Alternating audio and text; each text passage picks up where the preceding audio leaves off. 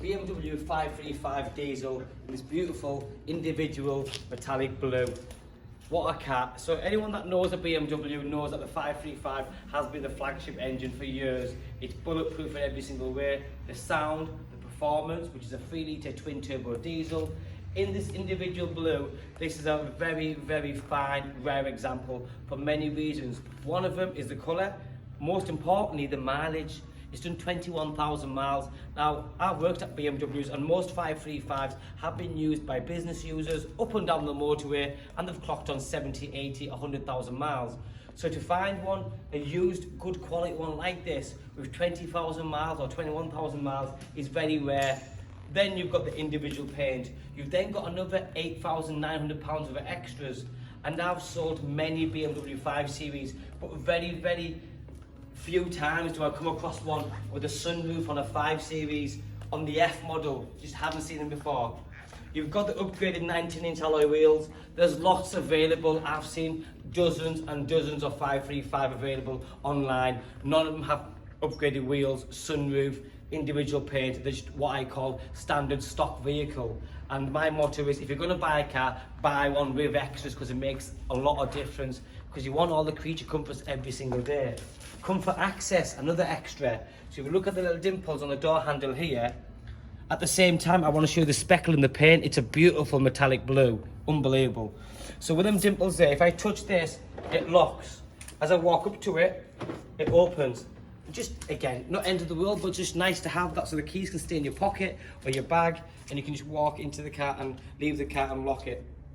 Now this one's got the upgraded electric memory seats, passenger and driver, and you've got the full multi-way point adjustments here for lumbar support, top and bottom, so you can change all that. Also, if you look at this little button here, you push it out and it gives you support at the back of your legs. So if you have long legs, short legs, you can decide what your best comfort ride is. You've then got the 8-speed gearbox. Now for me, BMW have built a very good gearbox for a very, very long time now. The gear change is absolutely effortless. It's seamless. You don't even know it's changing gears. The only real way you know it's changing gears is when the rev counters change. You've got the full professional media system, which is a sat navigation with a hard drive system, so you can put a CD in, take the CD out, and the full album is now stored into the car. And you have got an inbuilt DVD player, which is brilliant. Other things you've got is Harman Kardon sound system, extra tweakers and speakers all the way around. And then, because of all the extras, they thought about the rear passengers. So if you have got kids and you've got a family, you've got lots of space in the back, you've got heated seats in the back. Now, when's the last time you've seen a 5 Series on an F model like this one with rear heated seats? Probably not any time recently. Because we also say you've got built-in blinds. Just nice. I mean, again, little neat things. People love this. I mean, I've got kids, so I can relate to all this because it makes sense to me. If I've got my kids in the car, it's a nice hot sunny day, it blocks in a lot of the sunlight and stuff. It's just brilliant. The condition of the leather is immaculate inside all the way around, front and back. You've then got this lovely lip spoiler on it. It is a 535, so you notice straight away to identify from the rear of the vehicle that it's a high-powered diesel vehicle. You've got pipes on each side, which is good. This has got that advanced parking assist pack, which is the reversing camera here, which is in colour, and it comes with guidelines. So as you put it in reverse on that very large screen, it shows the rear of the vehicle in colour with guidelines, which you can configure and you can remove them if you don't need them. You've then got the automatic tailgate. Again, this is an extra. Is it needed? Absolutely not. But if your hands are full, it's nice to be able to pop the boot with your key and then put your belongings in and then move away from it. But what a boot space. Enough for prams, suitcases, shopping, just jollies in general. This is a very generous car.